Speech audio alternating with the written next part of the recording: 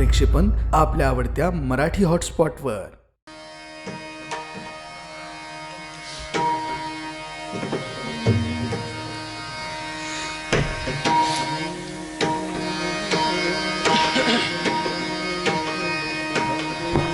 अमुची विश्रांती,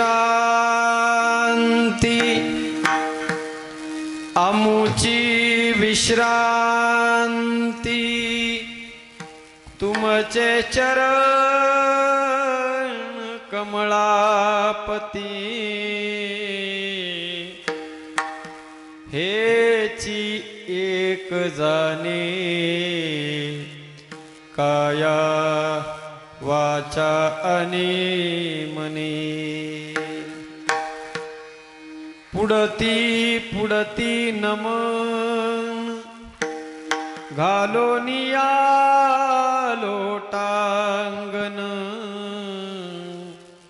हेची एक जाणी काया वाचा आणि मनी। नीच जना लोका तळील पायरी सतुका, हेची एक जाणे काया वाचा आणि मनी।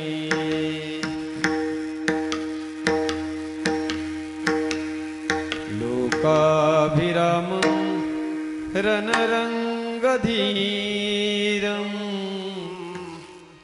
राजीवनेत्रं रघुवंशनाथं, कारुण्यरूपं करुणाकरन्तं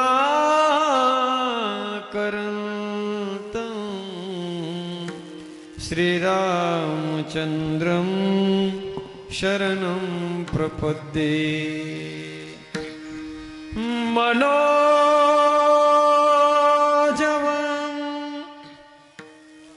मारुततुल्यवेगं,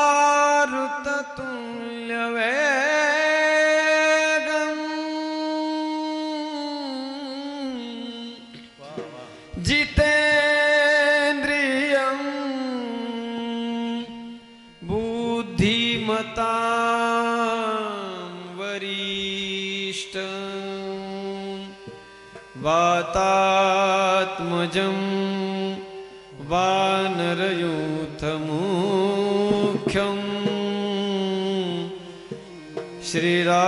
श्रीरामदूतं शरणं प्रपद्ये। नमन माझे दत्तगुरुराया महाराज दत्तात्रेया, महाराज दत्तात्रेया, महाराज दत्तात्रेया। नमन माझे गुरुराया महाराज दत्तात्रेया, महाराज दत्तात्रेया, महाराज दत्तात्रेया। नमन माझे गुरुराया महाराज दत्तात्रेया,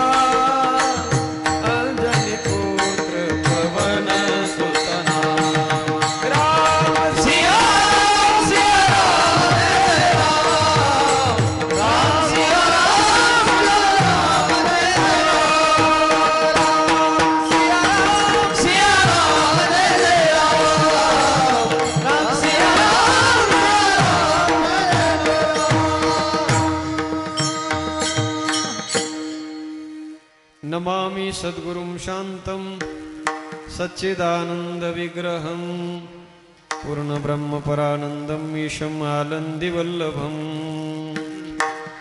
नमो ज्ञानेश्वरा नमो ज्ञानेश्वरा निवृत्ति उद्धारा सोपान देवा मुक्ताबाई नमो त्रिभुवन पावनी आद्यत्रय जननी देवाची अधिष्ठान जेथे प्रतिष्ठान देखा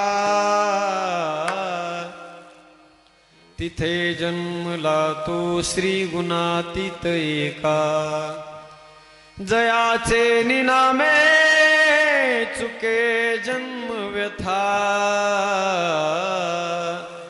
नमस्कार माझा श्री सद्गुरु एकनाथा नमो सद्गुरु तुकया ज्ञानदीपा नमो सद्गुरु सच्चिदानंद रूपा नमो सद्गुरु भक्त कल्याण मूर्ती नमो सद्गुरु भास्करा पूर्ण कीर्ती आमुची विश्रांती आमुची विश्रांती तुमचे चरण कमळापती हेची एक जाणी काया वाचा आणि मनी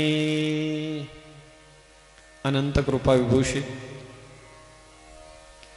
करुणा निधान करुणा घन करुणा वत्सल अखिल कोटी ब्रह्मांड नायक कर्तुम अकर्तुम अन्यथा कर्तुम परात्पर परमात्म्याच्या सेवेकरिता निवडलेला अभंग श्रीमंत संत जगद्गुरु तुकोबारा यांचा अत्यंत गोड असा अभंग असून प्रस्तुत अभंगाच्या माध्यमातून जगद्गुरु तुकोबाराय जगातील यच्चे यावत जीवाला विश्रांतीचं स्थान सांगतायत। विठाला विठाला विठाला विठाला विठाला विठाला अभंगावरती विवेचन करण्यापूर्वी अल्पशः परिहार देणं गत्याचं आहे। प्रतिवर्षाप्रमाणे अत्यंत प्रसन्न अंतकरणाने मंगलमय वातावरणामध्ये भगवान दत्तात्रयाच्या या पवित्र दरबारामध्ये पवित्र प्रांगणामध्ये मौजे पाडळी गावामध्ये अत्यंत सुंदर आखीव रेखीव स्वरूपामध्ये आयोजित केल्या गेलेला आणि अत्यंत सुंदर रीतीने संपन्न होत असलेला हा ज्ञानयज्ञ सोहळा अत्यंत सुंदर असं गोड असं नियोजन खऱ्या अर्थाने ज्यांच्या माध्यमातून हा सोहळा या ठिकाणी संपन्न होतोय आमच्या आदरणीय कचरे दादा खरोखर सज्जन हो नामस्मरण भगवान परमात्म्याचं जी माणसं करतात त्या माणसांच्या जीवनामध्ये एवढं पुण्य प्राप्त होतं एवढं पुण्य प्राप्त होतं ज्या पुण्याची गणना होणं शक्य नाही। पण हे त्या व्यक्तीच्या वैयक्तिक जीवनासाठीच कारणीभूत होत असतं। पण ज्यांच्यामुळे सज्जन हो हजारो लोकांच्या मुखामध्ये भगवंताचं नाम येतं ना सज्जन हो ते व्यक्तिमत्व काही वेगळं आणि खास असतं बघा। आणि म्हणून तयाचा हरीख वाटे देवा भगवान परमात्म्याला हेवा वाटावा भगवान परमात्म्याला कौतुक वाटावं आणि या त्रिगुणात्मक त्रिमूर्तीने आपल्या स्वस्थानावर जेव्हा कीर्तन सुरू होतं जेव्हा गोड चाल सुरू होते आणि जेव्हा बेधुंद होऊन भरत महाराज पखवाद वाजवतात तेव्हा या त्रिगुणानं तिथंच नाचावं। एवढा सुंदर माहोल सज्जन हो ज्यांच्यामुळे इथे होतो। जगात मला नाही म्हणायचं लोक श्रीमंत नाहीत अब्जाधीश लोक आहेत या जगामध्ये पण कोणाची इच्छा काय असते कोणाचं समाधान कशात आहे कोणाचं समाधान कशामध्ये आहे पण वैष्णवाचं समाधान आहे भगवंताच्या नामचिंतनामध्ये।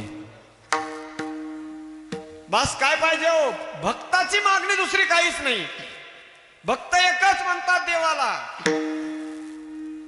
साई इतना दीजिए जामे कुटुंब समाय साई इतना दीजिए जामे कुटुंब समाय मैं भी भूखा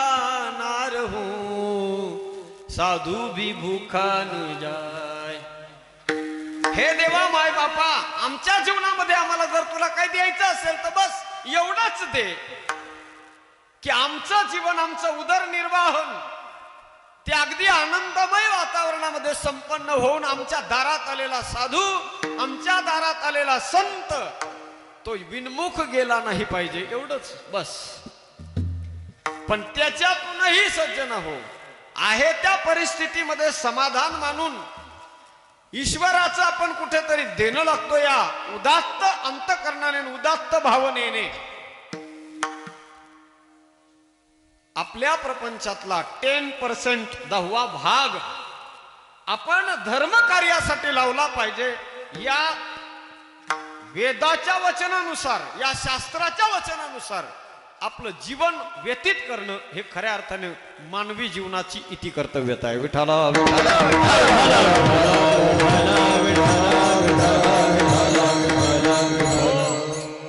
अत्यंत सुंदर सज्जन हो.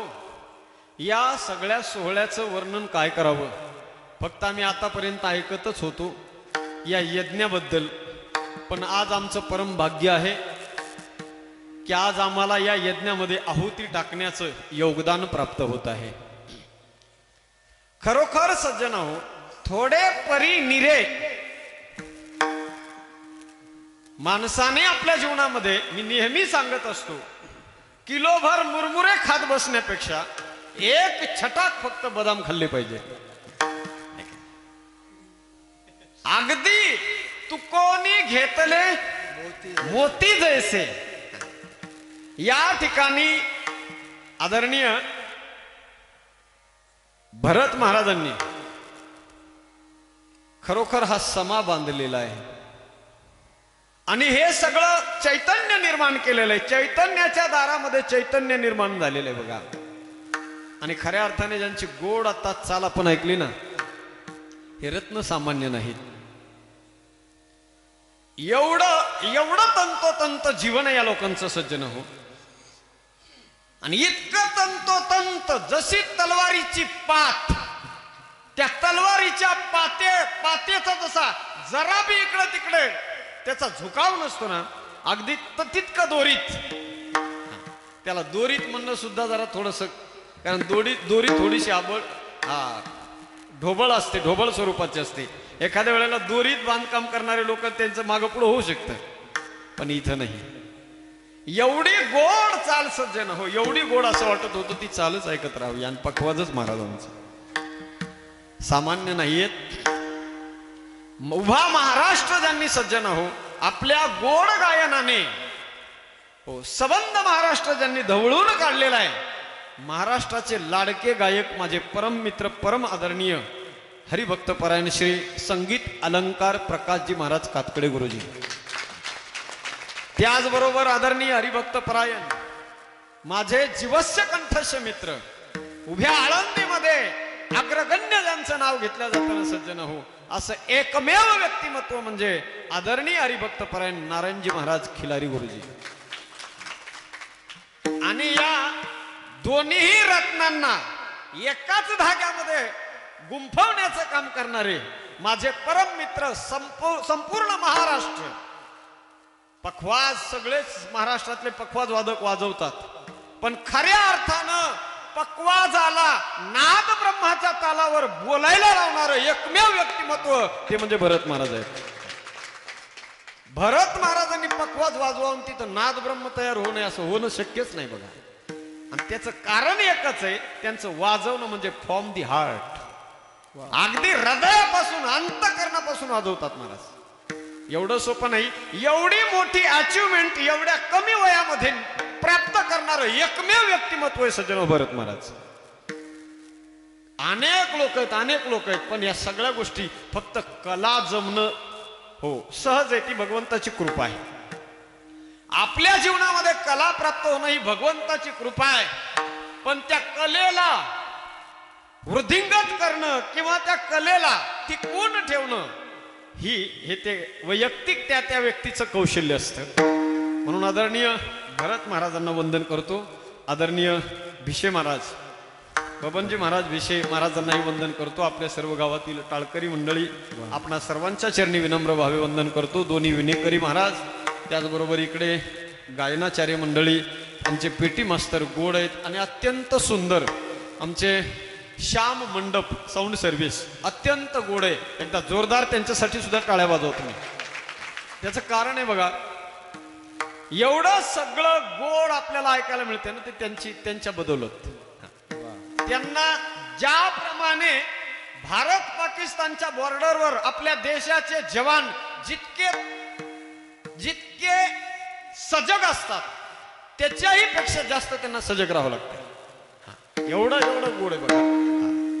आणि तुम्ही सर्व ऐकणारे श्रोते सज्जन, भक्तिमती माता आणि भक्त बांधव, आपणा सर्वांच्या चरणी विनम्र भावे वंदन करतो. आणि विशेषतः अत्यंत आम्हा सर्व महाराज मंडळींवरती नितांत प्रेम करणारे, खरं सांगून जाईल सज्जनो, हा कार्यक्रम आमच्या घरचा आहे.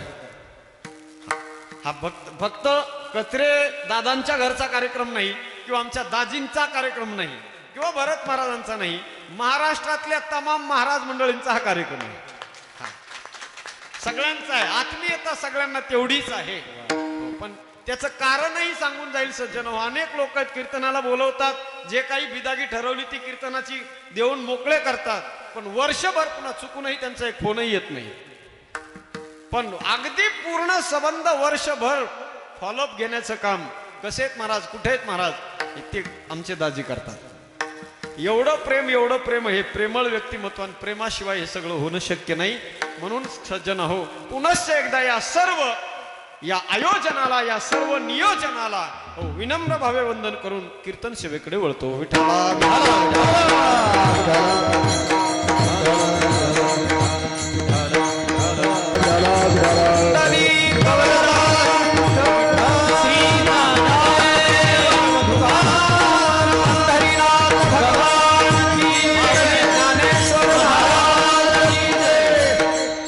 प्रथमतः आज या ठिकाणी इथे पोहोचत असताना थोडस दूरचा प्रवास, पालघर पासून स्वतः गाडी ड्राईव्ह करत करत इथपर्यंत पोहोचलो.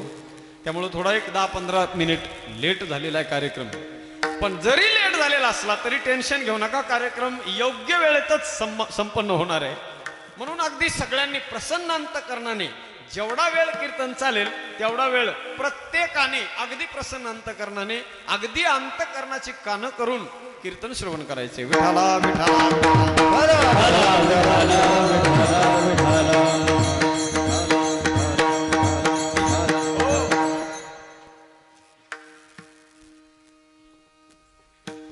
आमुची विश्रांती तुमचे चरण कमळापती. अभंग जगद्गुरु तुकोबारायांचा अत्यंत गोड असा अभंग आहे बघा. आणि या अभंगाच्या माध्यमातून तुकोबाराय मानवी जीवनाला, या जगातील याच्या यावत जीवांना विश्रांतीचं साधन सांगतायत बघा. आपण जर या जगताकडे पाहिलं ना सज्जन होत, या जगातला प्रत्येक जीव, किडा मुंगी पासून ब्रह्मदेवापर्यंत कोणताही जीव तुम्ही जर अनुभवला ना, तर प्रत्येक जीव या जगामध्ये जन्माला आल्यापासून मरेपर्यंत, किडा मुंगी पासून ब्रह्मदेवापर्यंत प्रत्येकाचा प्रवास सुरू झालेला आहे.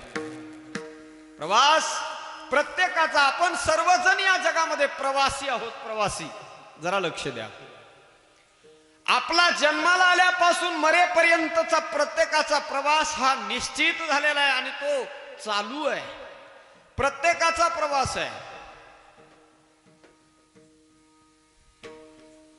प्रवास करत असताना सज्जन हो, प्रत्येक जण प्रवास करतोय, प्रत्येक जण प्रवास करतोय. पण ज्याच्यासाठी आपण प्रवास करत आहोत, जे प्राप्त करण्यासाठी, जे गंतव्य स्थान गाठण्यासाठी आपला प्रवास चाललेला आहे, ते गंतव्य स्थान आजपर्यंत कोणाला मिळालं का? तर याचं उत्तर साधू संत सांगतात नाही.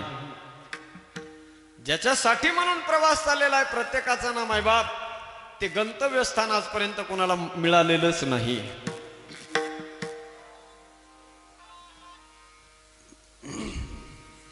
मंजिल मंजिल दुनिया कहती,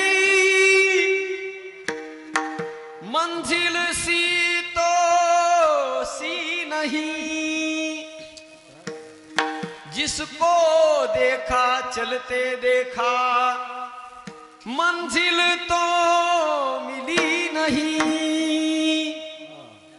मंजिल मंजिल दुनिया कहती, मंजिल सी तो सी नहीं, जिसको देखा चलते देखा, मंजिल तो मिली नहीं किंवा पहुंचा तो कोई नाही।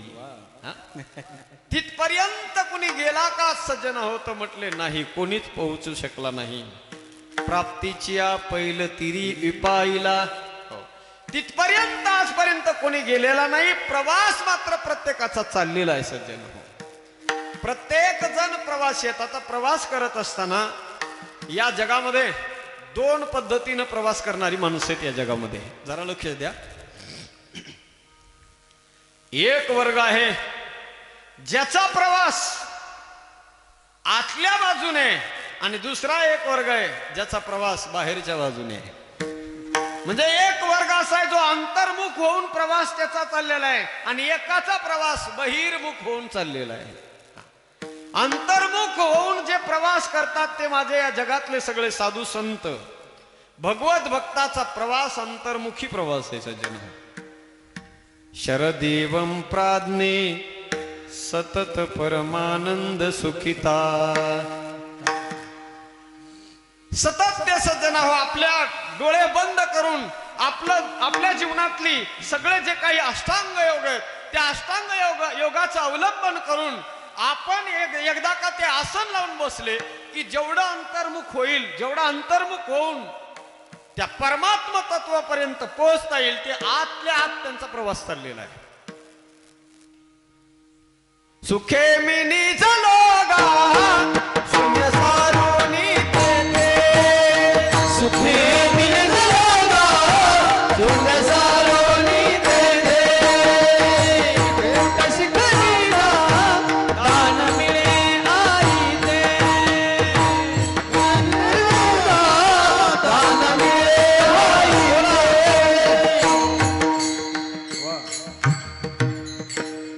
सुखे मी निजलोगा शून्य सारोनी तेथे, त्रिकुट शिखरी गा दान मिळे येथे। ओ आपल्या स्वसुखामध्ये, आपल्या स्वानंदामध्ये जीवन जगणारे तो एक वर्ग आहे सज्जन हो। आणि दुसरा एक वर्ग आहे जो तुमच्या आमच्यासारखा प्रवास सुरू झालेला आहे प्रत्येकाचा, आणि तो प्रवास आपला बहिर्मुखी प्रवास आहे।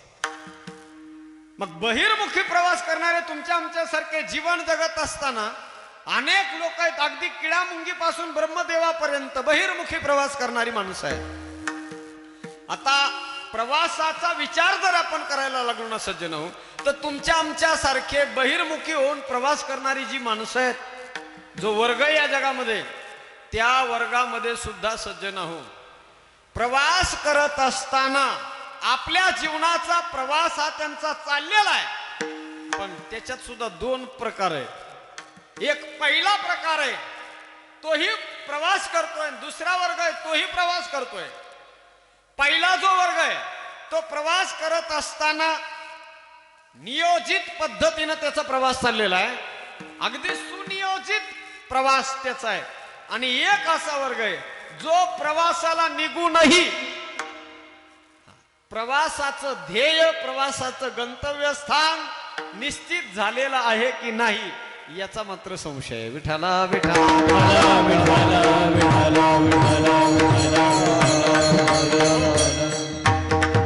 ज्या प्रवाशाने आपल्या जीवनामध्ये आपला प्रवास फिक्स केलेला आहे, सगळं नियोजन केलेलं आहे, कधी जायचंय, कुठं जायचंय, किती वाजता तिथपर्यंत पोहोचायचंय, प्रवासामध्ये काय काय सोबत घ्यायचंय, सगळं नियोजित पद्धतीने केलेला प्रवास आहे।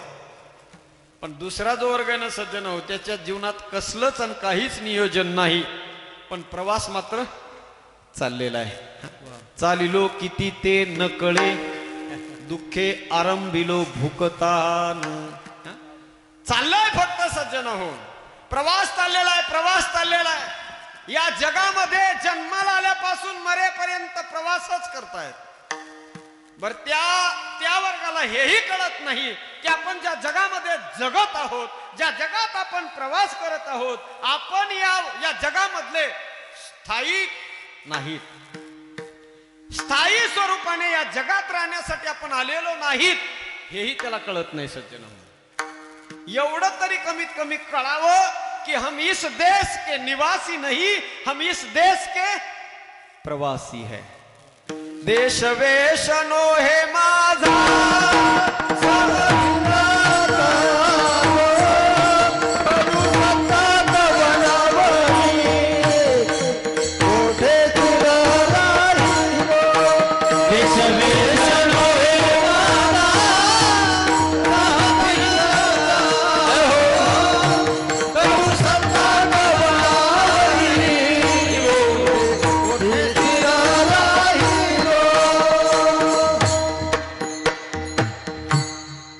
देशवेश नोहे माझा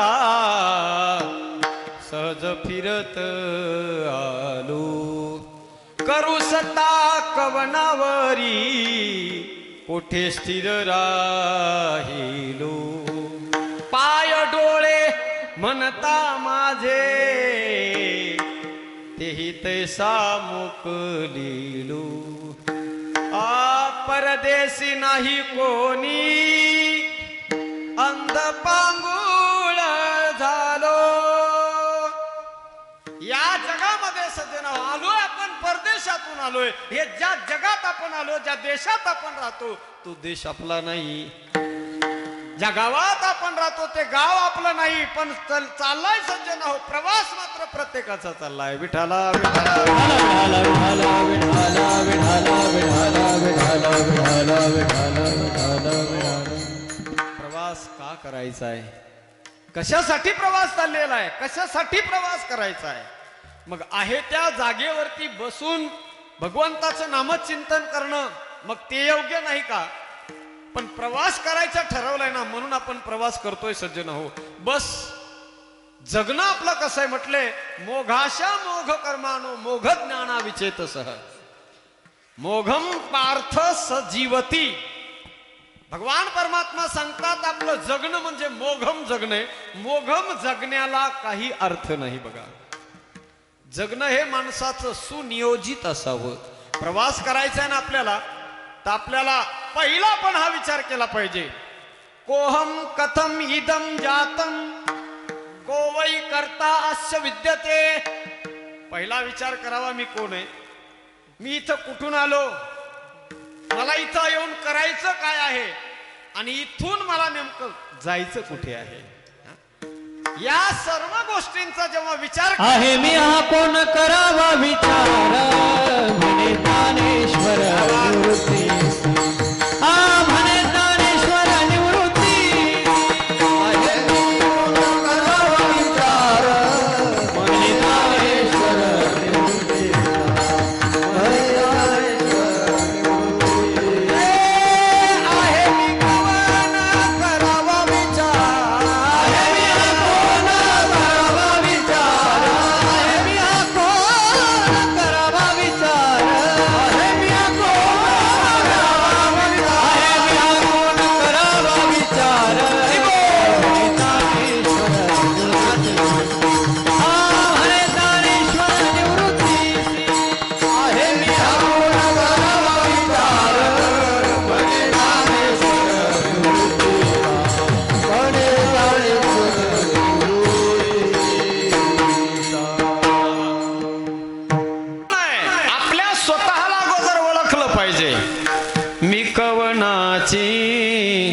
मज सांगा कोणी.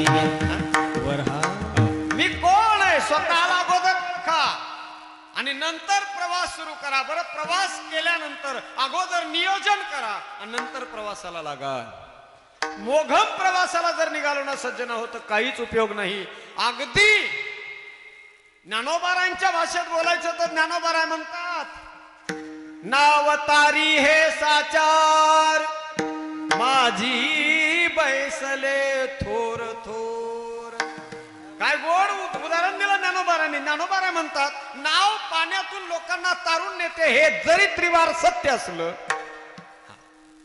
तारून नाव नेते पलीकडे म्हणून नावेतून प्रवास करून पहिलं तीरावर जायचंय यासाठी म्हणून जगातले थोर थोर माणसं त्या नावेत जाऊन बसतात आणि सगळेच बसतात आणि निघाली सज्जन हो, घेतले सगळ्यांनी हातामध्ये वल्हे आणि नाव वल्हायला सुरुवात केली.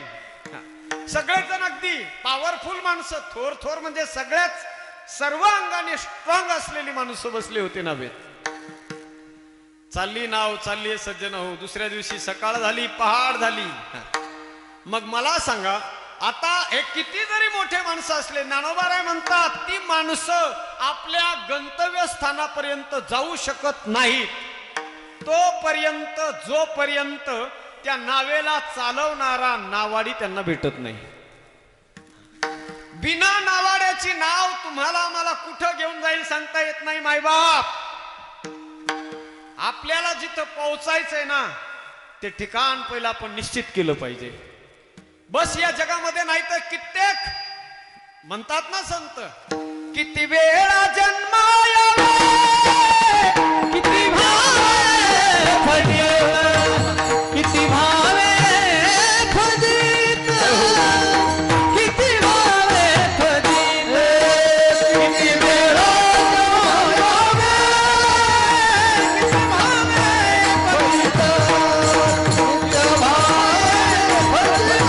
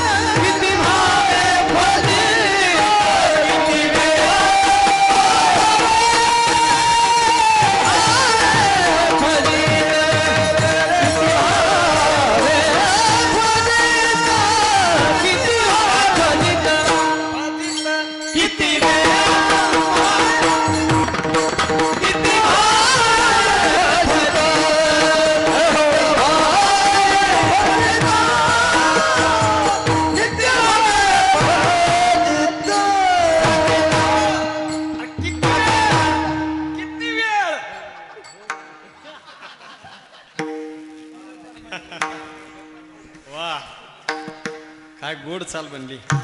किती वेळा जन्मायावे नित्य व्हावे फजित, किंवा किती व्हावे फजित. अरे किद्दा जन्माला यायचं, किद्दा किती वेळ फजिती करून घ्यायची. बस करा. पुनरपि जननम पुनरपि मरणम पुनरपि जननी जाठरे शयनम इह संसार खलु दुस्तारे कृपया पारे पाहि मुरारे भज गोविंदम भज गोविंदम गोविंदम भज मूढमते भज गोविंदम भज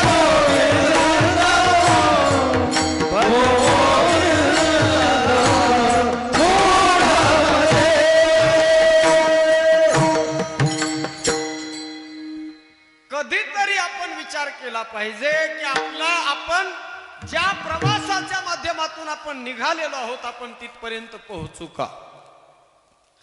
प्रवास हा निश्चित झालेला असला पाहिजे आणि आपलं प्रवासाचं गंतव्य स्थान हे सुद्धा निश्चित असावं आणि ज्याच्या माध्यमातून प्रवास करायचा ते माध्यम सुद्धा चांगलं असावं. आता प्रवास करणारी माणसं सगळे तुम्ही आम्ही प्रवास करणारेच आहे, पण बघा तीच माणसं आपल्या गंतव्य स्थानापर्यंत. आता मला पालघर वरून इथपर्यंत यायचं होतं. ज्या वेळेला आळे फाट्याला होतो तेव्हा शार्प 6 वाजलेले होते. महाराजांनी भरत महाराजांनी सांगितलं 8 सव्वा 8 पर्यंत तुम्ही इथं पोहोचले पाहिजे. मग काय एक्सिलेटरवर पाय दिला जरा जास्त. आता हे सगळं मी अगदी 2 तासामध्ये इथपर्यंत येऊन पोहोचलो. पण ज्या साधनाच्या जोरावर हे सगळं मी केलं, मला माहिती होतं ते साधन स्ट्रॉंग आहे. ते साधन जर स्ट्रॉंग नसतं, पण गंमत असे बघा, कधीतरी असं थोडस माणूस चापून पाहत असतो. ज्या वेळेला रात्री कीर्तन शहापूरला तिथे मुंबईच्या तिथे केलं, कीर्तन करून जेव्हा आम्ही तिथे गेलो, जाऊन पाहिलं, मित्राची गाडी घेऊन गेलो होतो, आपली तिथे नेऊन लावली होती. पण सज्जनाव तिथं जाऊन पाहिलं तर आपली गाडी तिथे त्यावेळेला पंक्चर होती. आता आपण त्यांच्याकडे पाहुणे गेलेलो असल्यामुळे त्यांनी ते पंक्चर काढलं. भरत महाराज मग पंक्चर त्यांनी काढलं, पण ते सगळं मी पाहत होतो. जोपर्यंत पंक्चर मध्ये ते खाली ते काय म्हणतात त्याला, जॉक काढून पुन्हा नंतर ते नट टाईट करावे लागतात. नट पुन्हा टाईट करावे लागतात. पण माझ्या हे लक्षात नाही राहिलं की त्यांनी ते खाली घेतल्यानंतर, जॉक बाजूला काढल्यानंतर ते नट पूर्ण टाईट केलेत की नाही. मला सारखं ज्या वेळेला एक्सिलेटर वाढलं होतं ना, 100चा काटा जेव्हा गाडी क्रॉस करत होती त्या वेळेला अधूनमधून मला सारखं वाटायचं, हा एखादा नट निष्ठून तर नाही पडायचा. हा बघा, शेवटी बघा, आम्ही माणसं सज्जन आहो. आम्ही गाडी आमची 50% आम्ही चालवतो आणि 50% देवच चालवतो. अगदी रियालिटी सांगतो सज्जन, आमच्या जीवनात कित्येक प्रसंग, कित्येक किस्से असे घडतात. कधी कधी अर्धा 1 किलोमीटर गाडी अगदी सरळ रोडनी चालते, आमचे डोळे तेव्हा बंद असतात. ज्याच्यासाठी म्हणून आपण सज्जन सर्वस्व त्यागलेलं वाहिलेलं असतं ना, शेवटी काळजी त्याला आहे. ऐका ना, फक्त मला हे याच्यामुळे सांगायचंय की आपलं जे साधन आहे, ज्याच्याद्वारे आपण प्रवास करतोय, ते सुद्धा तितकंच सुंदर असलं पाहिजे आणि तितकंच ते स्ट्रॉंग असलं पाहिजे. प्रवास आम्ही सगळेच करतोय माय बाप. ज्याच्याकडे प्रवास करायचा आहे, ज्याच्यासाठी प्रवास करायचा आहे, तेही आपल्याला बहुतांशी माहीतच असतंय. मोघम जगणारे या जगामध्ये असतीलही 50% लोक, पण बऱ्याच 50% तरी कमीत कमी लोकांनी आपला प्रवास निश्चित केलेला असतो. पण तो प्रवास करत असताना सुद्धा प्रवास 2 प्रकाराने माणसं करतात बघा. आता आपण ठरवायचंय की आपला प्रवास कसा पार पाडायचा आहे. रस्ते 2 प्रकारचे असतात, एक चांगला रस्ता आणि एक खडतर रस्ता असतो, वाईट रस्ता असतो. मग आपण ठरवायचंय कोणता मार्ग निवडायचा आहे. प्रवासाचे 2 मार्ग आहेत सज्जन आपल्या प्रत्येकाच्या जीवनामध्ये. हो, 2 प्रकाराने प्रवास करणारे 2 वर्ग आहेत या जगामध्ये. जगात प्रवास करत असताना 2 पद्धतीनं तो प्रवास केला जातो. एक प्रवासाचा प्रकार आहे तो म्हणजे योगाच्या माध्यमातून, योगातून प्रवास करणारी माणसं या जगात आहेत. ऐका जरा लक्ष देऊन, योगातून प्रवास करणारी माणसं या जगात आहेत. आणि दुसरा एक वर्ग असा आहे जो भोगातून प्रवास करतोय. आता ऐका माय बाप, योगातून प्रवास करणारी जी माणसं आहेत ते आपल्या गंतव्य स्थानापर्यंत निश्चित पोहोचतात. परमार्थाचा आश्रय धरून, संतांची संगती आपल्या जीवनामध्ये बांधून जी माणसं सज्जन हो, आपल्याला भगवत स्वरूपाकार बनवत आपल्या जीवनाची घडी ज्ञानोबारांनी सांगितल्याप्रमाणे, तरी हळूहळू ढाळे ढाळे के तुलेनी एक वेळे, मार्गाचे निबळे निश्चित ठाके.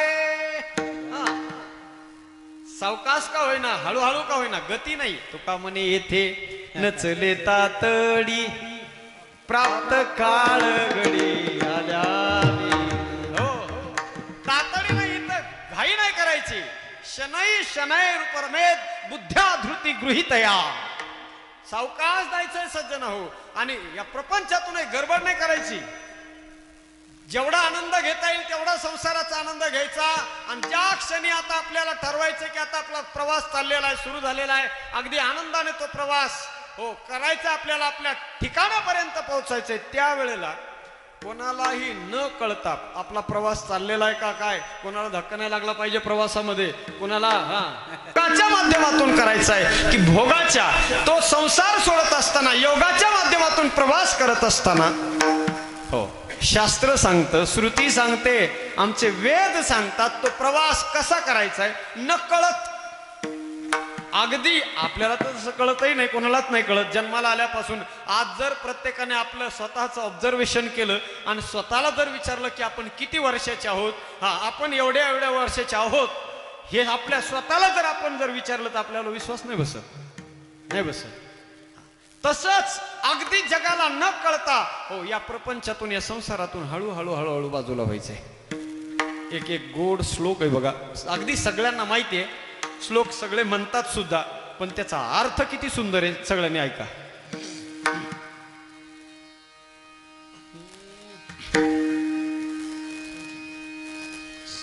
ओम त्र्यंबकं यजामहे सुगंधिं पुष्टिवर्धनम् उर्वारुक्मिव बन्धनात् मृत्योर्मोक्षीयमामृतात्. ओम त्र्यंबकं यजामहे सुगंधिं पुष्टिवर्धनम् उर्वारुक्मिव बन्धनात् मृत्योर्मोक्षीयमामृतात्. ओम त्र्यंबकं यजामहे सुगंधिं पुष्टिवर्धनम्. शंकराच्या मंदिरात गेलं का हा मंत्र ऐकायला मिळतो आपल्याला. पण या मंत्राचा अर्थ आहे सज्जन हो, ओम त्र्यंबकम यजामहे. त्या ओंकार स्वरूप त्र्यंबक त्रिणी अंबकानी नेत्र इति त्र्यंबक, त्या त्र्यंबकेश्वराला मी यजामहे, आम्ही वंदन करतो, नमन करतो. ओम त्र्यंबकम यजामहे सुगंधिम पुष्टिवर्धनम. पण उर्वारुक्मिव बंधनात, हे देवा, हे भगवंता, आता हा प्रवास आमचा चाललेला आहे, हा प्रवास अगदी सुखरूप आमचा तिथपर्यंत पोहोचू दे, तुझ्या चरणापर्यंत पोहोचू दे आमचा प्रवास. पण प्रवासामध्ये आम्हाला सुद्धा त्याची जाणीव होऊ देऊ नको. कशाप्रमाणे म्हटले, उर्वारुक्मिव बंधनात मृत्योर्मोक्षीयमामृतात्. उर्वारुक्मिव बंधनात, याच्यासाठी एक उदाहरण दिलंय त्यांनी. हो, ज्याप्रमाणे त्याला उर्वारुक्मी म्हणजे काय, कलिंगड, टरबूज. ते कलिंगड जोपर्यंत कच्च असताना सज्जन होते, देठाला पूर्णपणे पक्क असतं. पण एकदा का ते कलिंगड पिकलं, परिपक्व अवस्थेला प्राप्त झालं, माणसाचं जीवनही एकदा का परिपक्व अवस्थेला प्राप्त झालं की ज्याप्रमाणे ते कलिंगड हळूहळू हळूहळू त्या देठाला सोडतं. कळतही नाही ते सज्जन होत्या, त्याने देठाचा कधी राजीनामा घेतलाय ते. तसं या प्रपंचामधून हळूहळू हळूहळू उर्वारुक्मिव बंधनात मृत्योर्मोक्षीयमामृतात्, या मृत्यूरूपी संसारातून मोक्षरूपी अमृतरूपी परमात्म्याकडे आपल्याला जायचंय. विठ्ठला विठ्ठला विठ्ठला विठ्ठला विठ्ठला विठ्ठला विठ्ठला. पण बहुतांशी जर या जगाकडे पाहिलं ना मायबाप, या योगाच्या माध्यमातून प्रवास करणारी माणसं फार कमी आहेत.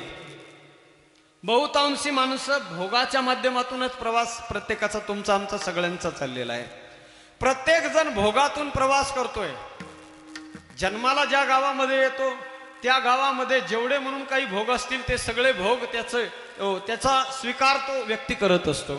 पण गावातले अगदी ग्राउंड लेवलचे, खेड्यापाड्यातले भोग भोगत असताना त्या व्यक्तीला नेहमी असं वाटत असतं की नाही यार, आपल्यापेक्षा जरा स्टँडर्ड भोग आपण भोगले पाहिजे. जे भोग ग्रामीण भागामध्ये, जे भोग खेडेगावात आपल्याला ते मिळत नाहीत, ते भोग शहरी भागामध्ये मिळतात. चांगलं राहण्यासाठी स्टँडर्ड घर, चांगला बंगला, त्या बंगल्यामध्ये सगळ्या प्रकारच्या सुख सुविधांनी सुविधायुक्त जीवन. खेड्यात जे जगायला मिळत नाही म्हणून माणसं सज्जन हो तो प्रवास पुन्हा ते वाढवतात. खेड्यातून त्यांचा प्रवास पुढे कुठं जातो, शहराकडे, एखाद्या तालुक्याच्या ठिकाणी ते जातात. तिथेही त्यांच्या मनाला समाधान मिळत नाही.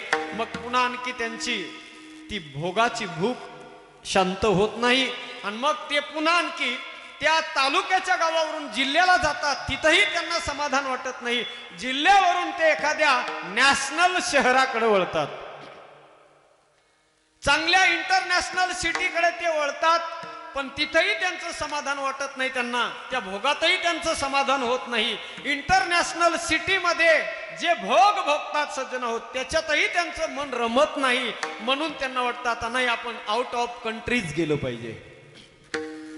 देश सोडून देशाच्या बाहेर जे भोग आहेत ते भोग आपण भोगले पाहिजे. जातात माणसं सज्जन हो, कित्येक लोक जातात बाय फ्लाईट, विमानाने 10,000 20,000 हजार तिकीट काढून लोक विदेशामध्ये जातात. फक्त कशासाठी? तिथले जरा वेगळे एक्स्ट्रा भोग आपल्याला भोगता येत म्हणून. पण तिथं गेल्यानंतर सुद्धा सज्जन हो, त्या भोगामध्ये सुद्धा त्यांच्या मनाला परिपूर्णपणे समाधान मिळत नाही. हो, या देशातून त्या देशात, त्या देशातून जेवढे जेवढे सज्जन हो देश अगदी वृद्धिंगत झालेले त्या देशामध्ये माणसं हिंडून येतात. पण तिथं सुद्धा त्यांच्या मनाला समाधान वाटत नाही. मग त्या माणसाला असं वाटायला लागतं, यार आपल्याकडे सगळंच आहे. आपण संपूर्ण विश्वात जेवढे म्हणून देश आहेत आणि जेवढ्या म्हणून सुखसुविधा आहेत, या मृत्यू लोकातले सगळे भोग आपण भोगू शकतो, अशी त्याची अवराधना होते. आणि मग त्याला वाटायला लागतं की आपल्यासाठी या मृत्यू लोकातले भोग कमी आहेत, म्हणून तो इच्छा करायला लागतो स्वर्गातल्या भोगांची. बघा हा प्रवास आहे सज्जन हो, खेड्यागावातून सुरू झालेला स्वर्गापर्यंत गेला प्रवास. बरं, स्वर्गातले भोग भोगत असताना सैंग चिंतामणीची सडका, ज्या गावामध्ये चिंतामणीच्या सडका आहेत, कल्पतरूची उद्यान आहेत, कामधेनू सारख्या गायी आहेत, जिथले शरीर अत्यंत दिव्य असे शरीर आहेत, पण ते भोगत असताना सुद्धा तिथेही त्यांच्या मनाला समाधान मिळत नाही. हो, कितीही आणखी पुन्हा त्यांना वाटतं नाही आता आपल्याला या स्वर्गापासून त्याच्यापेक्षा आणखी पुढची पायरी आपल्याला मिळाली पाहिजे, ब्रह्मलोकापर्यंत आपण गेलो पाहिजे. ब्रह्मलोकापासून वैकुंठापर्यंत, भगवत लोकापर्यंत आपण पोहोचलो पाहिजे. आपली मला फक्त सांगण्याचा तात्पर्य अर्थ एवढा आहे सज्जन हो, भोगाची भूक माणसाची कधी शांत होत नाही. माणसाला वाटतं की आपण भोग भोगतोय, आपण जीवन जगतोय, भोग भोगत भोगत आपण जीवन जगतोय. पण खऱ्या अर्थानं जर विचार केला तर भोगाला आपण भोगत नाही, भोगच आपल्याला भोगतायत.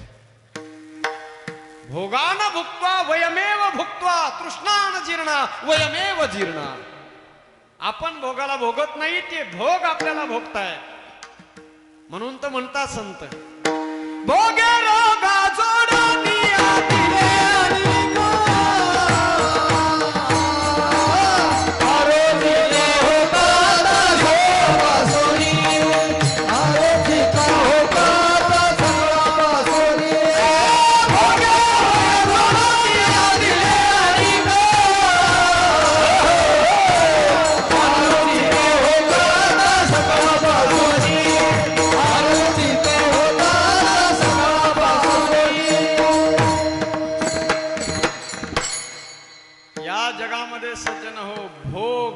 भोगत नाहीत. भोग रोगाला आमंत्रण देत आहेत. कितीही जरी आपण भोगाचा प्रवास केला, पूर्ण नाही होत, माणसाचं समाधान नाही होत. तृष्णा कधी कोणाची स्थिर झालेली असं ऐकायला मिळत नाही. विषय सेवनी कोण तृप्त झाला, इंधनी मला अग्निकोठ, इंधनी मला अग्निकोठे.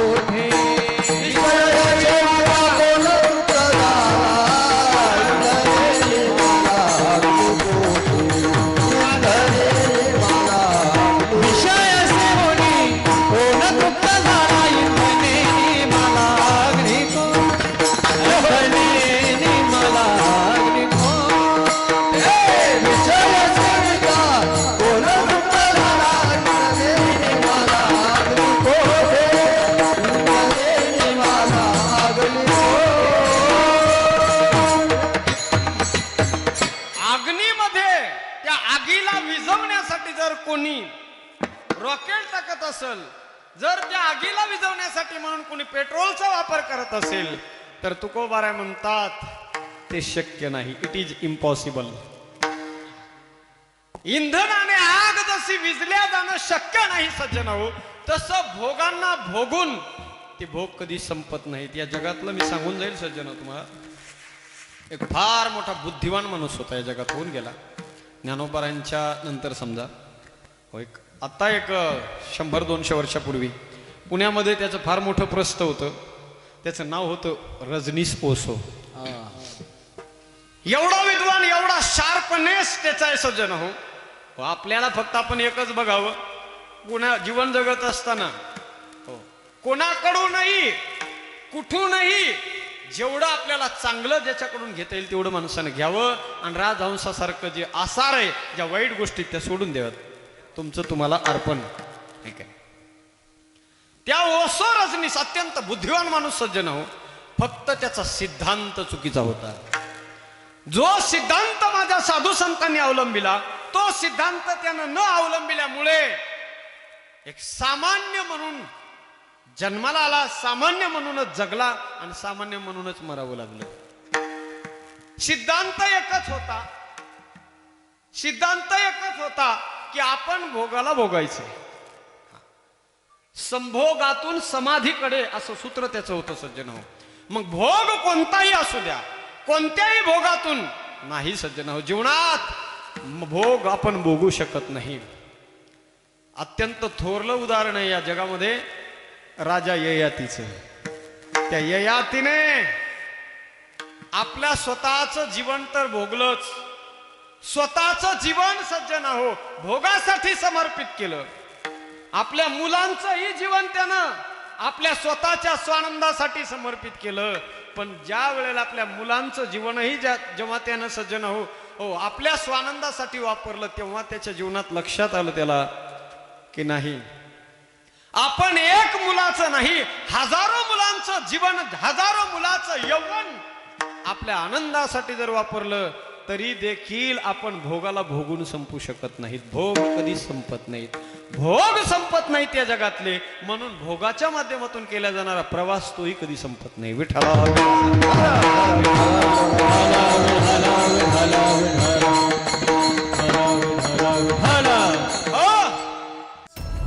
प्रक्षेपण आपल्या आवडत्या मराठी हॉटस्पॉटवर.